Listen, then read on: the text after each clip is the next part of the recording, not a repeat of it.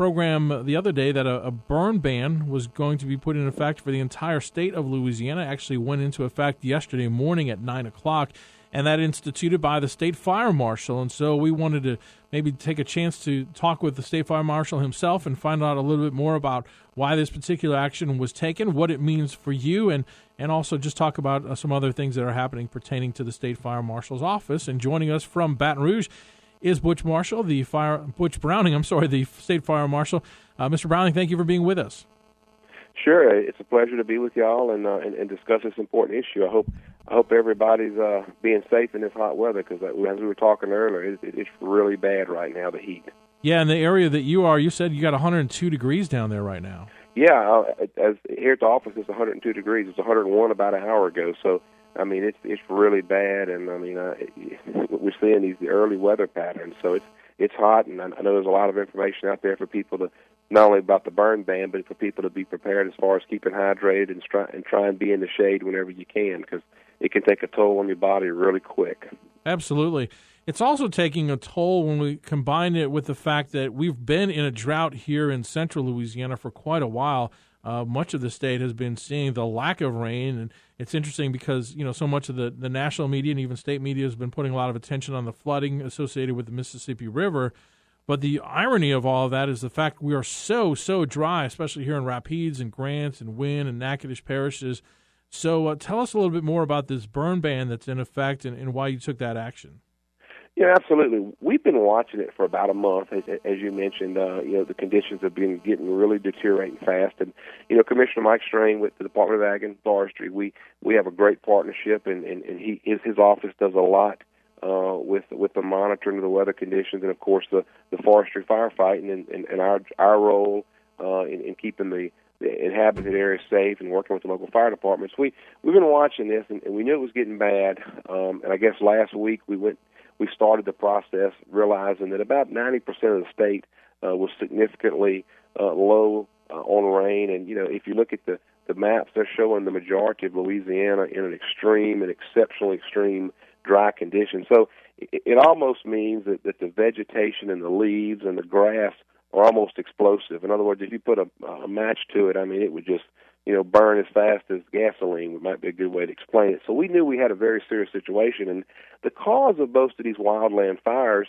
stem from someone burning incidental trash, burning leaves, burning trash in their backyard, and an ember gets away or a light wind blows it into a volatile area, and lo and behold, you have acres burning in less than 30 seconds. And the time it takes you to make that 911 phone call, the fire is out of control, and when the fire department gets there, it's taxing their resources and the resources of the area. So we did the burn ban, which basically we said you can't burn unless it's a prescribed farm burning, which Ag and Forestry regulate through the Federal Farmers Act, or if local fire departments and local governments allow you to burn under certain conditions.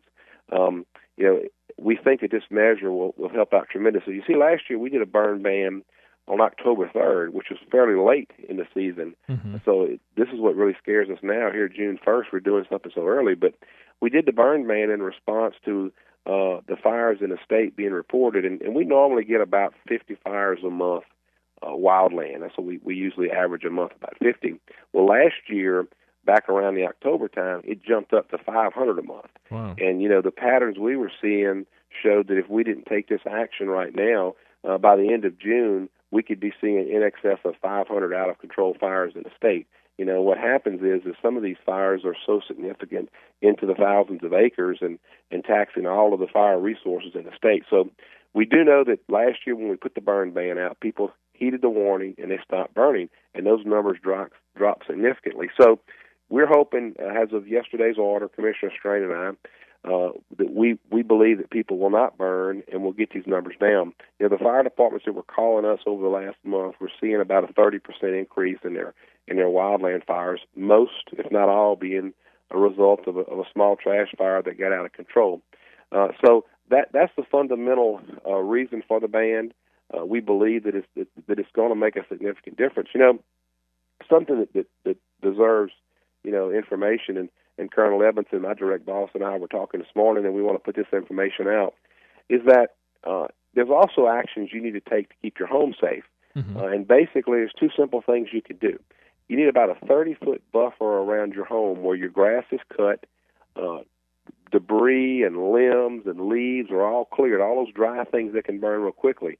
That gives the firefighters in your local area an area they can get around your home and protect your home if there is a fire.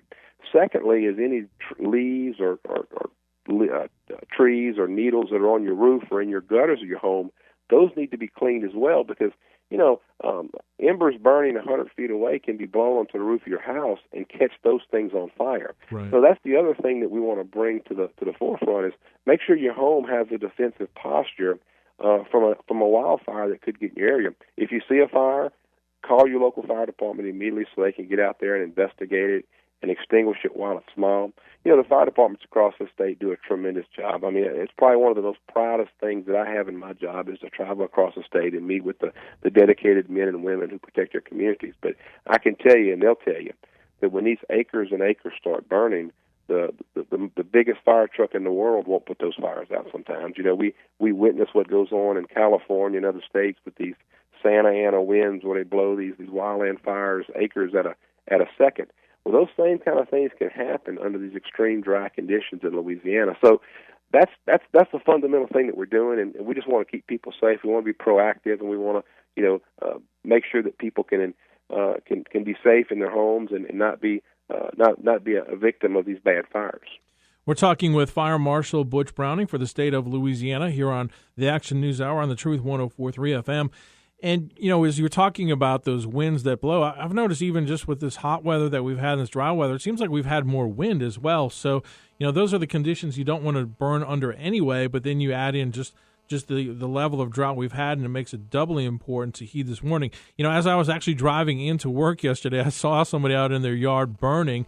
So let me ask you this. For people who haven't heard yet, how are their local officials getting out there and letting them know? And if somebody does do it inadvertently like that, maybe not being aware, or even if they are doing it being aware, what steps are taken at that point?